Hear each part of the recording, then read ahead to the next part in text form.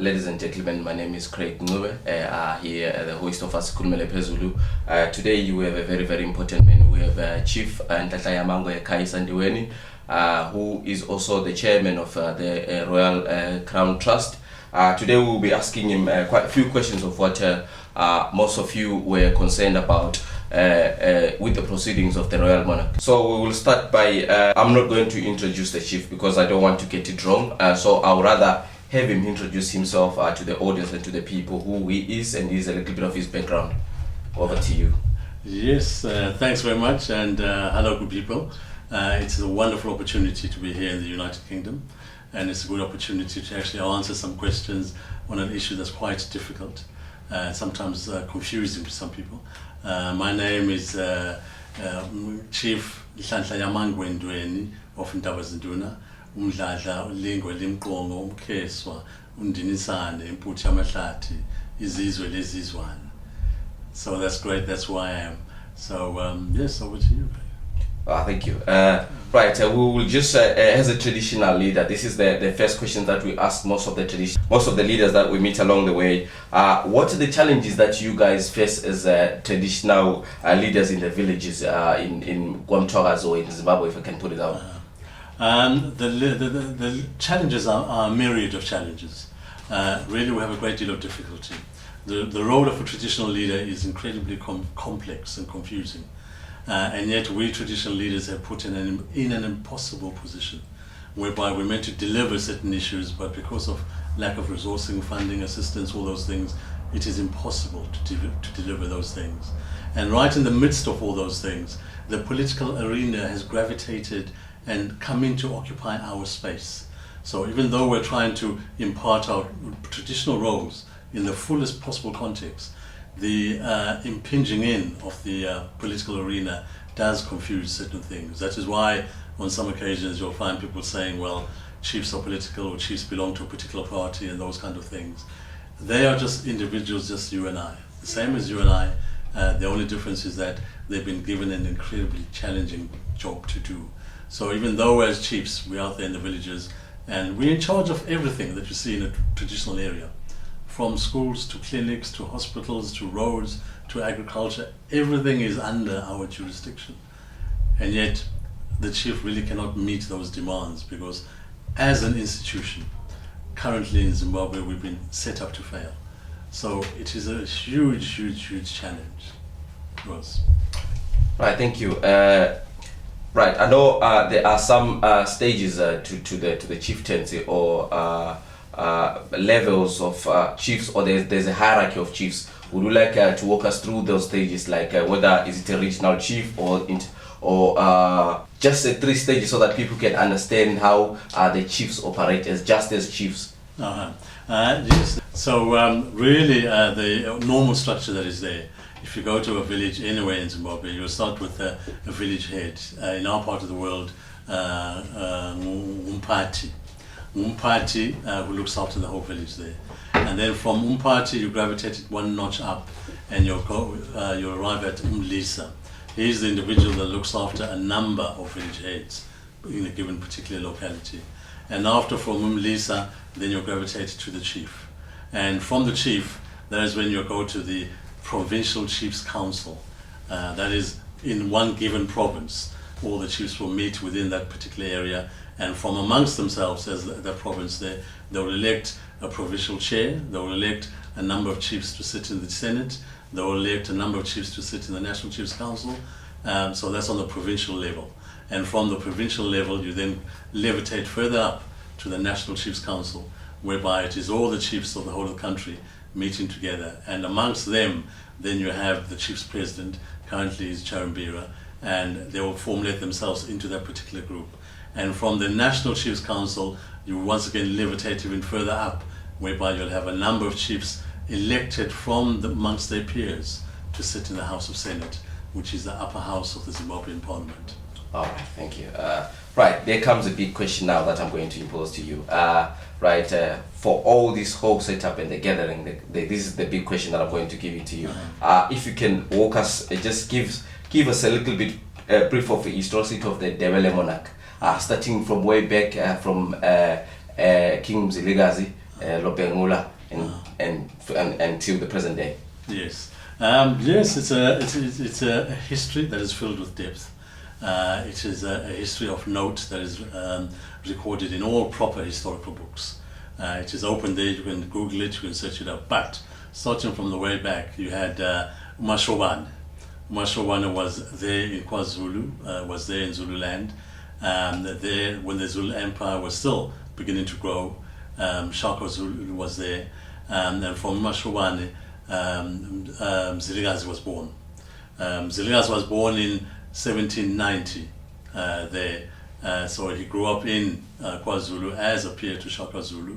They all grew up and also went into the military engagements and all those things there.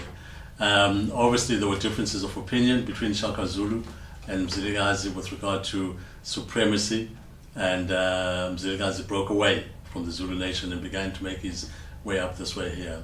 He was closely assisted by the Amangwe clan, who were also emanating from over there, and it is they, during the process of that coming from KwaZulu to Bulawayo, who crowned him king, to say, you'll be the king of this group here.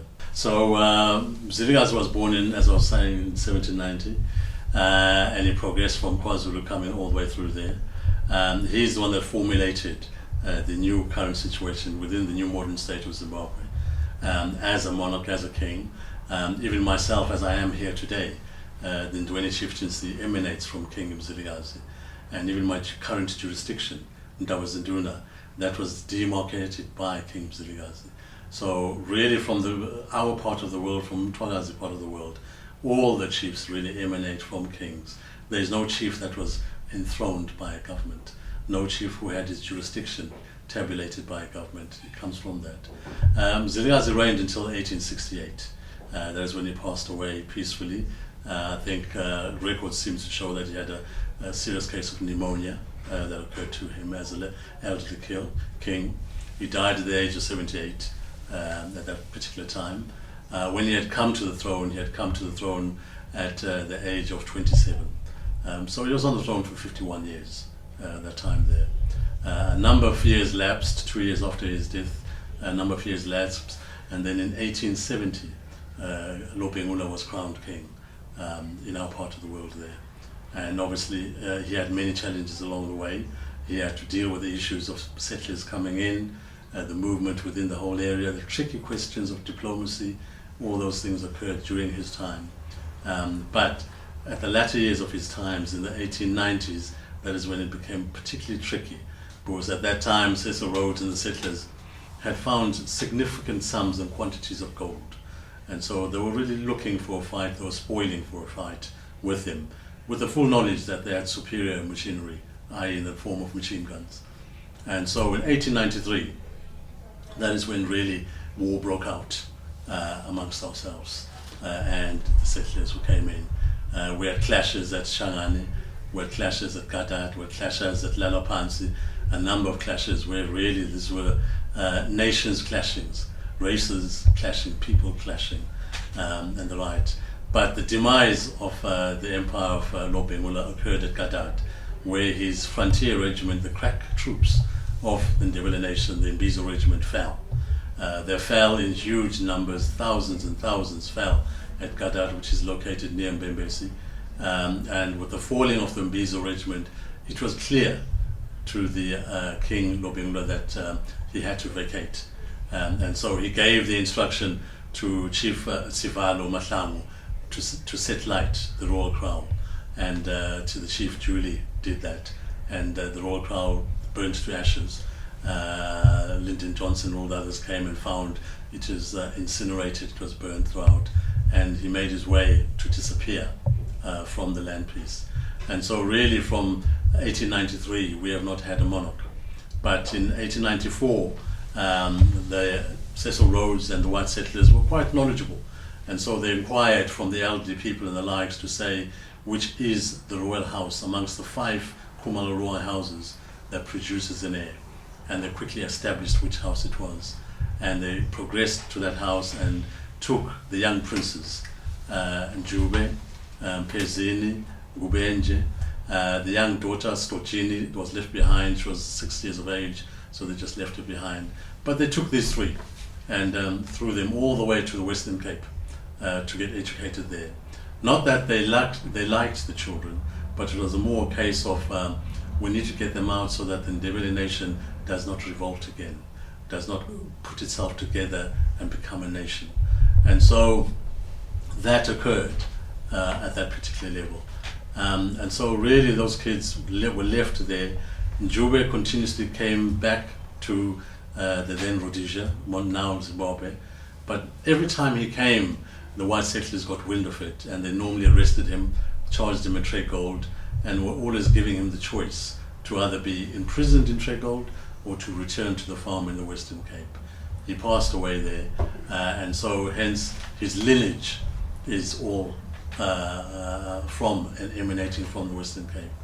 And so really coming up to the modern day age, we are taking this oratory history from that period, whereby we're saying as a nation we're trying to revive a monarchy 124 years after it disappeared.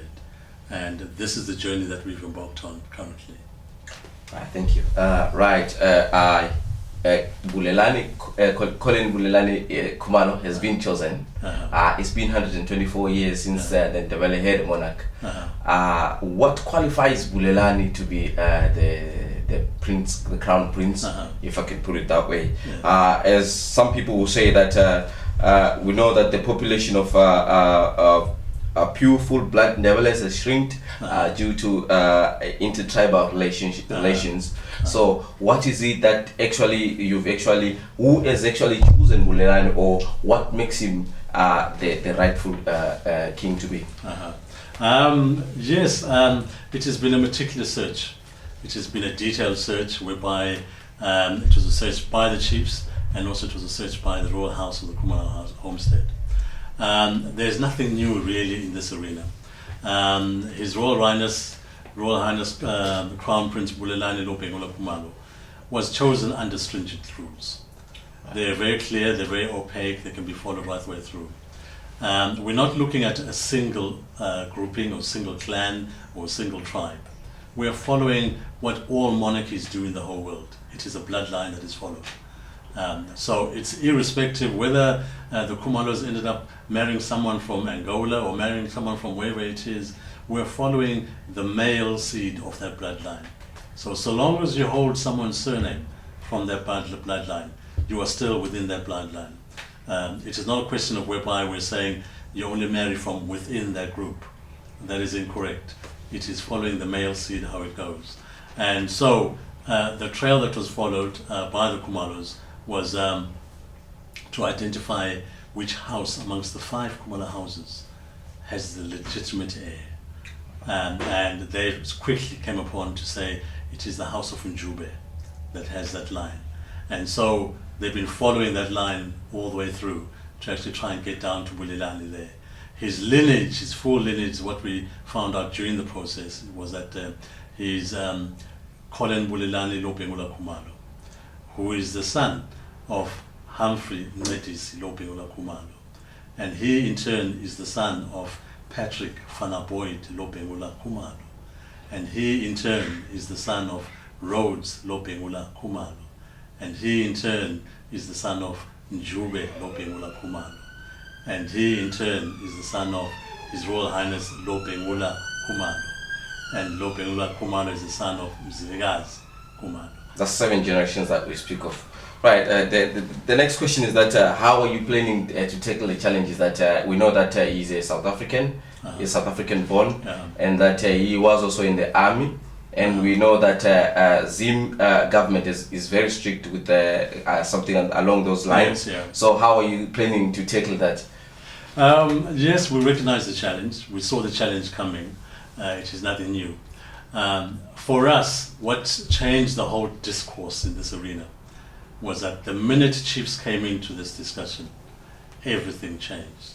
Because a chief is a legitimate entity in Zimbabwe, is a legal entity. And so when it comes to bringing in Lobhengula Khumalo into the Zimbabwean situation there, we chiefs will use our legal authorities that we have to ensure that we bring him over on that particular level. All along we have said this matter is a two-stage process. The first stage is cultural. The second stage will be the legal side of it and all the constitutional matters and all those things. So for us at the first stage, we'll be saying this individual is part and parcel of our culture as chiefs. And as chiefs, we have the authority, and this is very important for listeners to understand. My job description as a chief, the main priority that I have is I have to protect, maintain the customs and traditions of my people in my area. And so with Bulelani, that is what I'll be talking to the government about, to say, you may have your political discussions, you may have your own issues amongst that, but this particular individual falls within my remit as a chief to have him on board, because he's part of my people's customs and traditions and practices and norms. So on that level, we'll fight it to bring it over there. But really, to put a nice context to the whole thing, it would be foolhardy and a waste of time for any government to try and block this process, because ultimately it will happen. It is not a question of when, it's not a question of if, but rather when. So my advice to anyone who should be watching our interview here or thinking about it or discussing things there, they would save their time and energy by simply agreeing to this process, because there really is no way you can frustrate this process. Right, from the 3rd of March, when it was due, when the king was meant to be coronated on the day, we know that the government blocked it. From then, we haven't heard anything or any of the updates. How is the proceedings going on, or what's going on? Because it's been quiet ever since then. It's been quiet ever since then, but we've been busy like anything since then. There are a number of avenues we're following. The first avenue which we have to deal with is the legality of it. From where we are sitting as chiefs, and when I'm sitting here at the interview, I'm not just Chief Ndebele by myself. I have the backing of over 65 chiefs from our area. So this is a swell of chiefs, and that has never really happened in Mtwala's, whereby the chiefs stand up in that huge volume. So we will be challenging the legality of what the government has done. We take a very strong view that the government is out of law. We take a very strong view that the government has acted in an unconstitutional manner, because really I was there during the High Court discussions and deliberations, and Judge Makones's arguments were incredibly weak. It clearly showed that this judge had removed himself from practicing his job as a judge. Hence, we'll take it to the Constitutional Court. We're getting papers ready for that. And we've had a huge amount of support from advocates and past judges and the likes in Zimbabwe, in SADC, internationally, wherever. Everyone is up in arms about this. Because when you look into the international dictates that are there are many articles in many international arenas that stipulate that everyone has the right of freedom of expression. Everyone has the right to practice politics freely. But tagged on to that, and this is where the government has failed, tagged on to all of those articles, there is an implicit right for your cultural and traditional expression. And this is where Bulelani goes in. That's why I can only but reiterate and say it was a decision they were ill-advised to take along this way. The judge was ill-advised to do what he did. We will turn it over. That's on the legality side of it. All right. But on the other side of it there, we are exploring other avenues that we can do, whereby we can bring in Bulelani as our king. And an important part of this whole process is that we as the Ndebele nation in Zimbabwe, we cannot ask anyone for our king. If we did that, then that individual would not be a king, would not be our king. Our king, we will install that king by ourselves without asking from anybody. And it's an important distinction to bring into our conversation. What some people have been saying, maybe we should have done this or that prior to that, then we're saying no, we haven't. But to allay any fears, as chiefs, we've engaged the government for over a year and a half on this process. We've informed them, there's correspondence, there's everything there. The government agreed, And it was only at the 11th hour. The 11th hour that suddenly the government turned around and said, you cannot do this. So they were ill-advised on that particular notion. And really for us chiefs, although I'm sitting here in the UK and we're talking in this particular way, we are absolutely furious. We are livid, we are furious. This is something, it was an encroachment of the political arena into our traditional arena. We as chiefs have not encroached into their political domain. So we are naturally furious. And I would like that message to go out to those watching out over there. Right, so we cannot continue without mentioning these two names. We have Stanley Raphael Khumalo and Peter Zwide Khumalo. Most people will ask, why not Stanley Raphael Khumalo or Peter Zwide, as they are Mtwagazi born, other than Bulelani? Yes, and they are well right and they are well within their rights to do that, to ask those particular questions. But I think really to understand how these things works, in our culture, it is right and proper that there should be a contest for a position like a chief. It has always been the case. So I, as a chief Ndebele here, do applaud Raphael, do applaud Zwide for taking part in this contest. It is right and proper there. But I'll start with Stanley Raphael. He does not qualify because his claim to the throne is directly from KaMzilikazi. All right.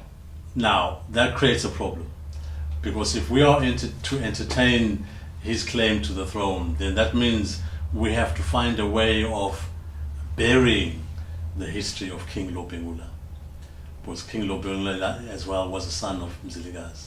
So for Raphael's claim to succeed, we have to nullify King Lobhengula. We have to come to an agreement to say King Lobhengula was not a king. That is why his claim falls down. But more importantly than that, our system of monarchies amongst the Mtwazi nation is father to son, father to son, father to son. All right, yeah. What Stanley Raphael is trying to do, he's trying to go from father to brother to brother to brother to brother. That is the way that things work within the Shona nations up that way there. It doesn't go father to son, it goes father to brother down, father to brother down, that way around there. So it's on those particular issues there. But amongst the Ndebele nation, the easiest answer to give regarding Stanley's position is that Inkosi izala Inkosi. So he still falls by the wayside on that there. In the case of Peter Zwide Khumalo, his claim also does not succeed, because he takes his claim from his ancestor Nyamande. Nyamande was a son of King Lobhengula. But the issue that comes in with Nyamande is that, number one, any heir must be born of a king. So with regard to Peter Zwide, we are now delving deep into Ndebele Zulu culture and how these things are done for royal families. Condition number one, a claimant must be the child of a sitting king. That claimant cannot be the child of a prince, i.e. cannot be the prince's child before he came to the throne. So any heir who has the right to claim to that throne must have been fathered when the king was sitting on the throne. That's condition number one. So all his children, Nyamande included, that were born before King Lobhengula became king, do not qualify for the monarchy. Right. That's condition number one. Condition number two, that claimant's mother, the mother of the person who wants to be king, must have married the king when he was a king, not married a prince who later became a king. So that means that the heir to Lobhengula could only have come from a woman he married when he was a king. He may have had a wife prior to that, and he did. He had a number of wives prior to that. But it is only the wives he married when he was a king who will then produce rightful heirs to the throne. The reason for this complexity is our version or our way of protecting the DNA gene pool of the heir. All right. To say, if we are absolutely sure that this woman has come to the royal crown, the son that she produces is absolutely guaranteed to be the rightful heir to this thing. That is how we can do the whole thing there. And so Nyamande, Prince Nyamande, was born before Lobhengula became king. Lobhengula became king in 1870. By 1870, Nyamande had been born, so therefore he's disqualified, which means Peter Zwelity's claim is also disqualified. He cannot go that way. That is why it then moved around to the house of Njube. And Njube and all the others, Njube and Pezini, Stotini and others, were born when the king was a king, and were born to mothers who married a king to that there. So it is very clear, it is very distinct, there's really no significant arguments about it. You would only either choose to support Peter Zwelity or Stanley Raphael if you did not understand the intricacies of this culture. And I can only but reiterate to say, good people, this is a culture that has depth. Under all criteria, we are a nation. Because if you find a people that have all these little things within themselves, it is as complex as going to the House of Windsor in the United Kingdom. It is as complex as going to the Emperor's house in Japan. So that is what makes us, and that is why we are incredibly serious about this matter. Yes, definitely. Say the monarch is now established. Mtogas is in a democratic country. What role will the monarchy play in politics and in government in the current Zimbabwe? In the current Zimbabwe, our initial step is that the monarchy that we are trying to revive is not an absolute monarch. And I'll give you that definition. An absolute monarch is a monarch whereby everything emanates from that king. And government really plays a low part. So they'll be giving diktats, and today I'm doing this treaty, today I'm doing that. We're not doing that. The only absolute monarch left in SADC is King Mswati of Swaziland. Our monarchy that we're going to bring in is a monarchy that's going to be similar to the monarchy that you see in the King of the Zulus, Zwelithini. Is similar to the monarchy that you find here in the UK and the likes. It is a monarchy there, a ceremonial monarchy that comes in. Our monarchy is a ceremonial monarchy whereby that monarchy will be supported by the chiefs, by Amakosi. He will get his strength from Amakosi. Why? Because it is Amakosi who have the legal power to do things. I have legal power bestowed upon me by the government of Zimbabwe. I can do all sorts of things, but on top of that, I will be able to say to my monarchy, Bayete, which means I'm giving him that recognition as my king, which by that token gives him the power to do certain things. So if we are meeting with the king as chiefs, discussing, deliberating things there, his views will come into that conversation. And because he's our king, we'll obviously take those views on board and facilitate those views there. So our king is coming on that particular level there. But more importantly than that, in all our documentation, we have said we are resurrecting the Ndebele King. We have not said we are resurrecting the king of the Ndebeles. It is a very clear distinction. If we said we are resurrecting the king of the Ndebeles, it means that we have to now demarcate in the current day Zimbabwe where his kingdom runs. If we say we're resurrecting the king of the Ndebeles, means we now have to start putting power into him. What constitutional power does it do? All those kind of like things. Basically, we'll be creating a new state with that king coming in. That is why we said we are resurrecting the Ndebele king, which means now this individual, he is a king of everybody in Zimbabwe who salutes him as a king. Because his distinction and his qualification to that throne is that he's a Ndebele king. So whether you're living in Plumtree, in Byebridge, or wherever it is, if you say Bayete to him, he is your king.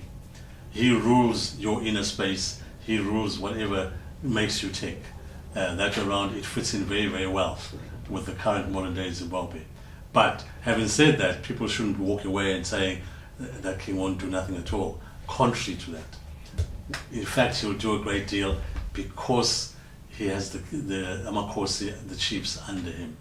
That is where his power will come from, to make things happen, to achieve things there. Like, for instance, in my particular area in Tabazinduna, I'll be saying, well, okay, the king is coming along, we're enthroning him, so I would like the schools in my particular area to start learning his Tagazilo Zaki, his Womo Zaki. I'd like to be doing those kind of things. These are all the things that will gravitate to make this monarch real and realistic. In my particular area, I'll be saying, no, all the jobs are coming in this area here, my people first. So we'll have first picking of the jobs within the whole area.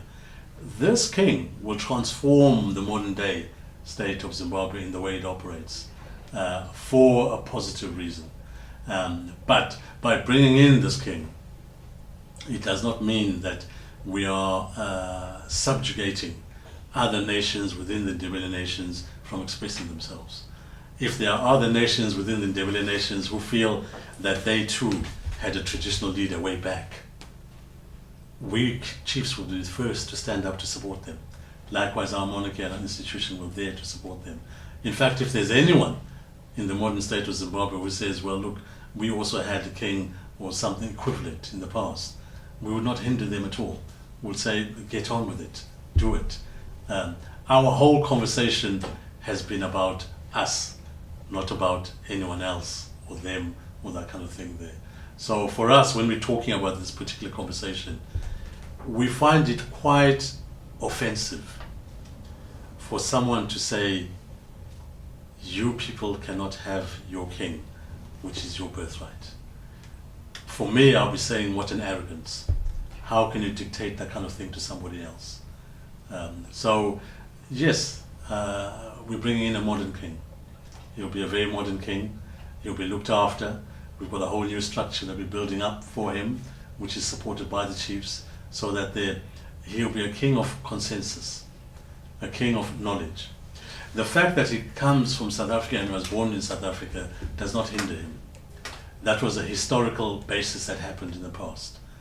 He did not choose to go there, he did not choose to get born there. That is what the colonialists did at a particular time, to send them away. So we cannot punish him for doing that kind of thing. But it's like the answer that I was giving earlier on, whereby I was saying, it is the bloodline that we are following. If we had found Bulelani in Scotland, we would have still picked him. If we had found Bulelani in Japan, Tokyo, we would have still picked him. Because it is that bloodline we are following, the Khumalo bloodline, which identifies him as a king. And the importance of the bloodline is the fact that he will be doing ceremonies in Bulawayo, in our part of the world there, where he must be able to do speaking to the ancestors and talking to the ancestors, all those things that most families do at some point in their time. And if your bloodline is not right, you won't be able to do that. And a simple thing that everybody knows about, we've got an open space in Bulawayo, Iqege. At that particular open space, Inwala used to be celebrated there. It is a festival that used to happen after the rainy seasons, during the harvest. And that can only be done if there's a sitting monarch. And that was the reason why, way back in our history, when the people wanted to celebrate Inwala, they said, well, let us bring in Nkulumane, one of kaMzilikazi's sons, enthrone him so that we can celebrate in Inwala. That was the reason why that era happened, and why he had to be moved out when the proper king came back from his walkabouts there. So it is a diverse role, it is a big role. Right, we also, I know we'll be going back and forth. Yeah. This is the other question, which says, how will the people benefit from this monarch, and how will you ensure that this monarch won't suppress other smaller tribes, as we know that we have so many, about 13 tribes if I'm not mistaken. Yes, yeah. How are you going to ensure that there will be equality among the other tribes as well, and that won't this ignite or encourage tribalism? This actually, I may start by answering your question in the way to say that bringing in a monarchy is the ultimate expression for the war of liberation. Because those individuals that engaged in the war of liberation were not only fighting for just twin camps or farms, they were fighting for Ubuntu Babo, who they are, their identity, and the whole thing. So, by taking that route and that way to answer it there, this monarchy is coming in on a level whereby we're saying everyone has a right to have their own monarchy within the area. There's not one bit of paper or one action which said we're bringing in the Khumalos and you people cannot bring in your people. So it is all inclusive.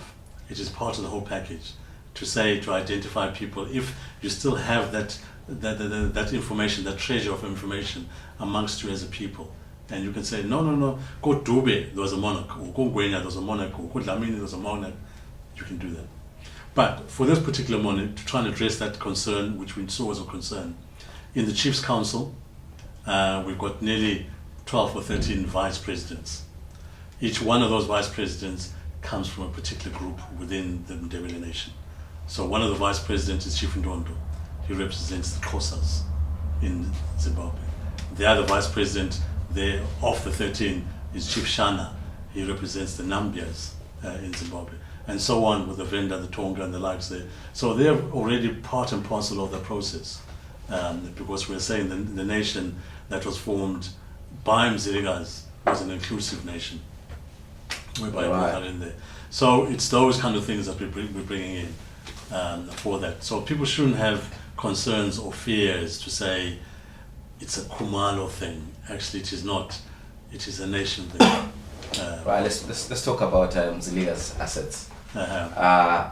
Once the king is the monarch is established, will you be claiming back the assets, and what will happen to things like Ndebele and things that were taken from Ndebele by the government? Will those things be returned as such? Yes, in a nutshell, we will be claiming and following all leads, because we are resurrecting a monarchy that's been away for 123 years, 124 years. It's going to be a long, hard slog.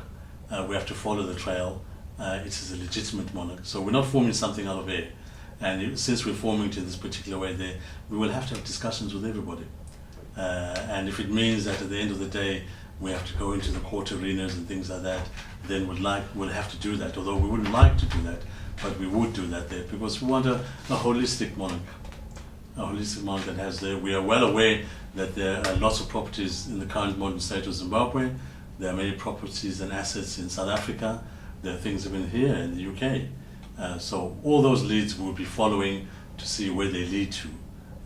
Because so long as something is historical and there's some bit of paper that speaks of that thing, then it's quite a legitimate endeavor to get involved in. To say to sustain this monarchy, those things need to come back. Right, okay.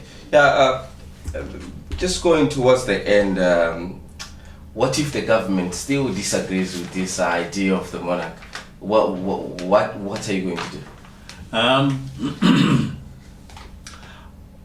I suppose if a political party has a particular ideology, it is welcome to follow its own ideology.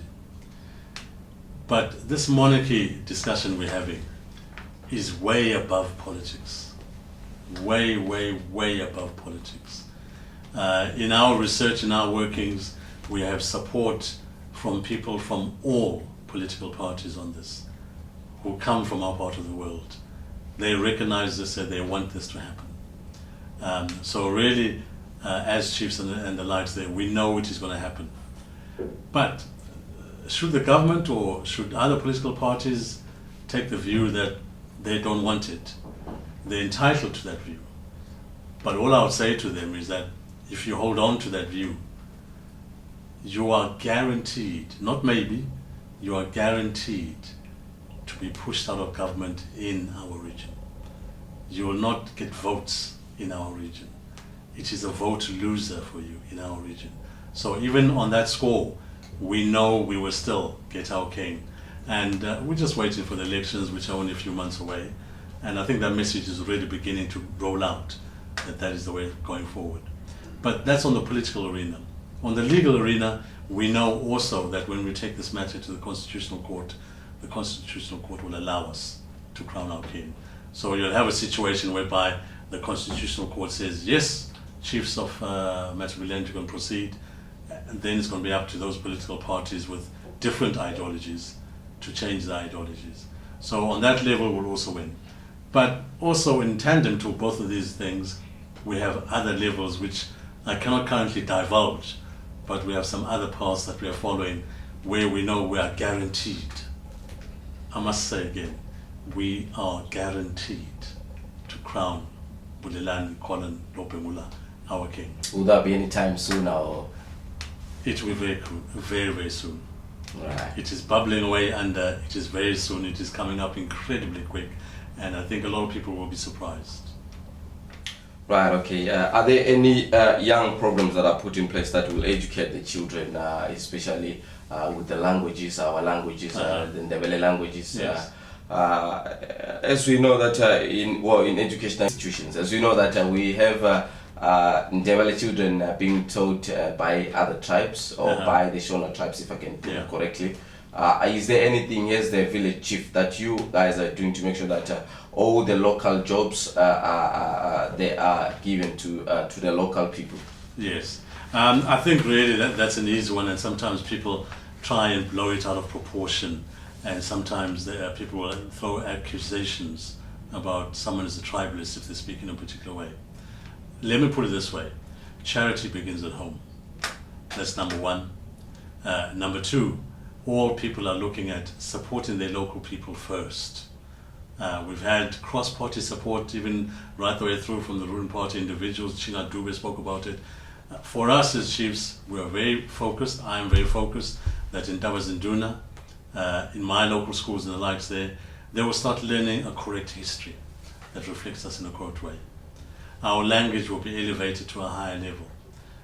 They'll be taught about how the king comes in, his praise names, his tagazelo zake, all those things, it will come in.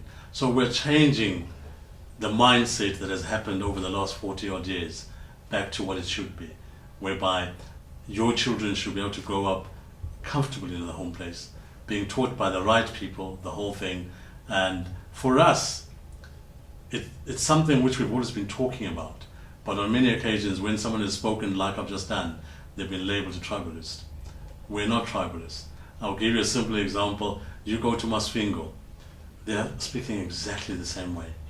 Go to Mashonaland East, they're speaking exactly the same way. They're saying charity begins at home. So I would like your listeners and your viewers to get over this thing about sensitivity, about not of being afraid to say it out. Say it out. You want your children to be taught your language correctly, pronounced correctly, spelled correctly, all those things. There's nothing wrong with that. If someone views you as being a tribalist, then the person who's a tribalist is that person who's calling you a tribalist, because they're trying to instill something in you that you do not want. I want my children to pronounce my name properly.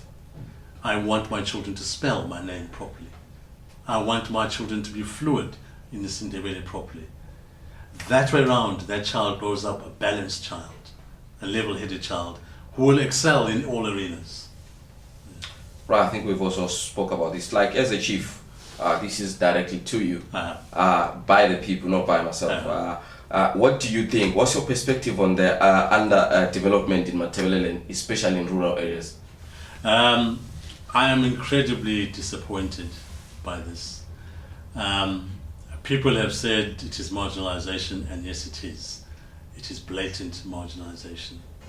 I travel extensively in Zimbabwe, and the lack of development has already split the country into two. If you come to Matabeleland, it's as if you've gone to another country. You are not in Zimbabwe. So we have a lot of catching up to do. For myself, when I'm looking at whether it's the current government or the incoming government, we will be fighting incredibly hard to reverse all those things.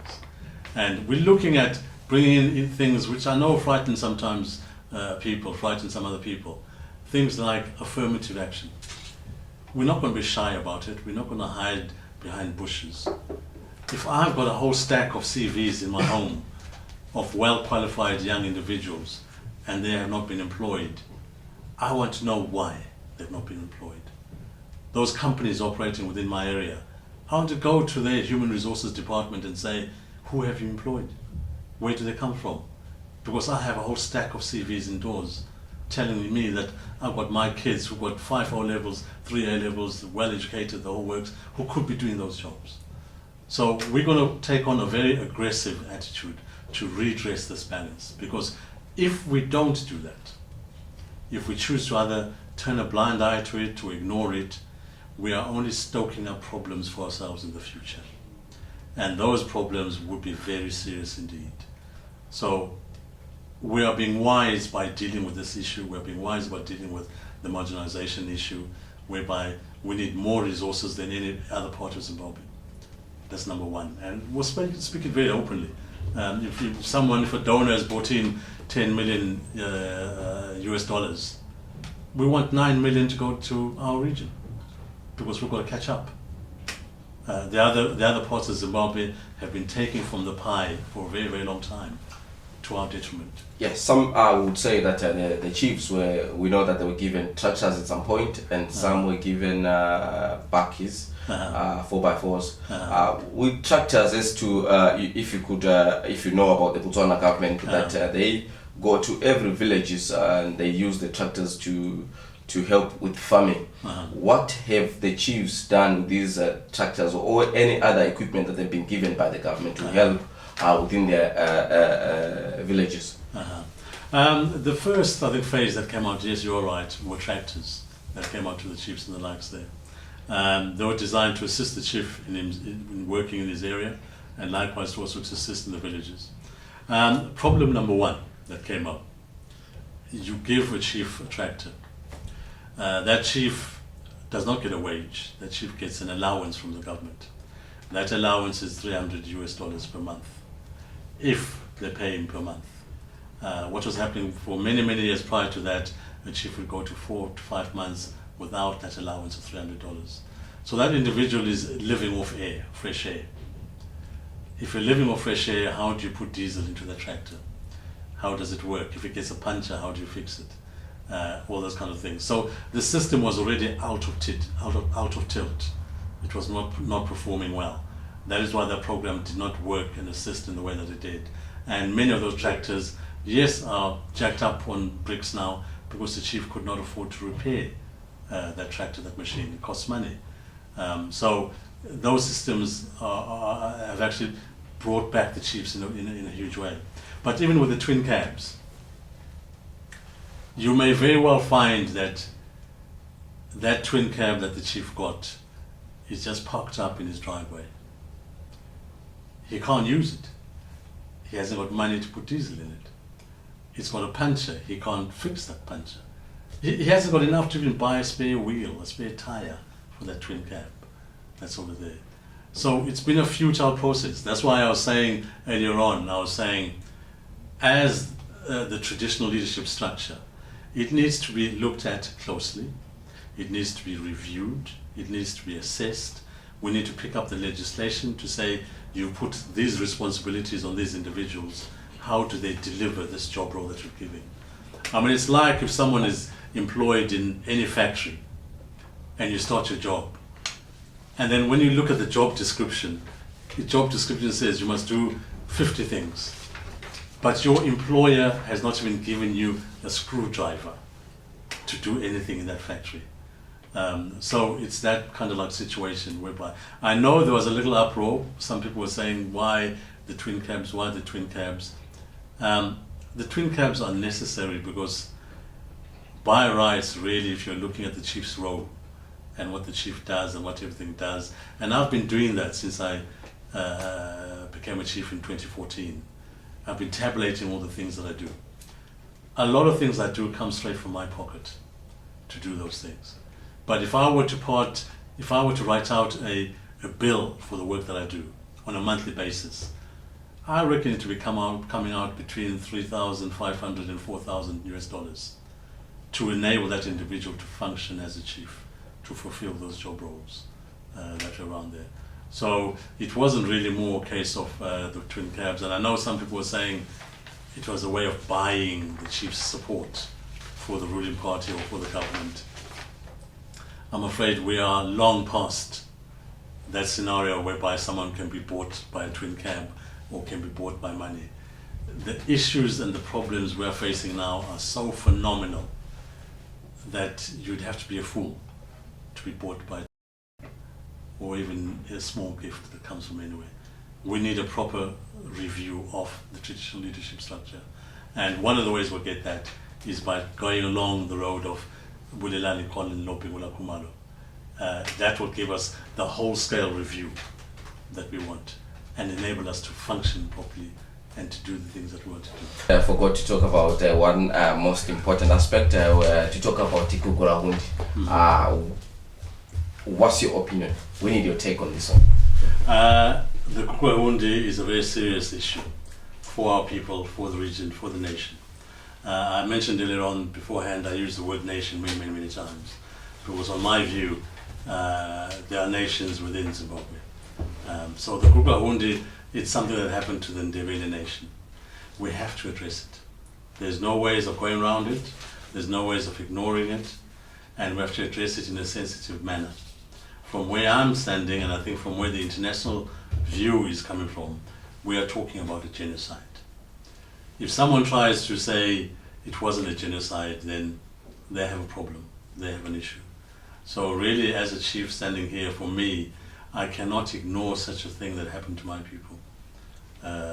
We have to take it on that particular level.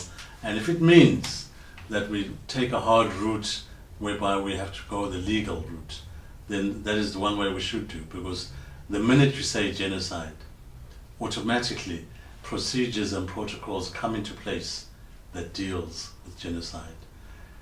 And good people, it is the most serious crime one human being can do to another, to kill you just because of who you are as a people. Most definitely. The idea, the monarchy, will this, is there any referendum that is needed for to in place or to impose a king? There's no referendum required. I know there's been some people who've been flying that kite. There's some people who've been trying to say maybe a referendum for the whole country should come in about that whole thing. Absolutely not. This is something that has to be dealt with by the Ndebele nation. It starts with the Khumalo clan. Just like before you here right now we're talking, there was no referendum to say can Ndweni be a chief, can Ndweni be a Inkosi. It was to deal with the Ndweni clan. If your surname is not Ndweni, then you cannot be a Ndweni chief. The same thing with this Khumalo thing. So all of those who are trying to fly a kite about it should be a referendum here or there, you are totally lost. You don't understand the principles of monarchy. Right, will this monarchy again change Zimbabwe from a republic to a monarchy state? No, once again, it won't change Zimbabwe from being a republic to a monarchy. We have an example, classic example next door in South Africa. It's still a republic, there's the Republic of South Africa, but it has probably 10, 12 or so monarchies in it. So once again, those who are being doomsayers or scaremongering, trying to say those kind of things, are once again lost. They do not understand the principles we're talking about. Right, we had comments from the authorities that when I believe they asked you a question that are you aware that this whole idea will will turn Zimbabwe upside down. For that matter, will it change central Zimbabwe central form of government? It will, but to put you into the picture, what we currently have in Zimbabwe now, which is legal, and people tend to forget this, what is legal, is that we as a people, as a country, have agreed to a devolved form of government. That is in our constitution, it is there. There's only one political party through its own ideology that has chosen to leave that out. So we've already started the process of saying we want to govern ourselves. This particular monarchy will fit in to that devolved nation, whereby that particular monarchy will have a seat in the federal government in Bulawayo. And these will be federal governments we're talking about. So forget about one central government controlling the whole of Zimbabwe. We've agreed legally, I'm talking a legal position that is in the constitution, which says there'll be a government in Bulawayo, there'll be a government maybe in Gweru, there'll be a government in Harare, there'll be a government wherever it is. We don't know how many governments there will be in the country. But for us as a people, our monarchy will have a ceremonial role within the government which is here in Mtwagazi.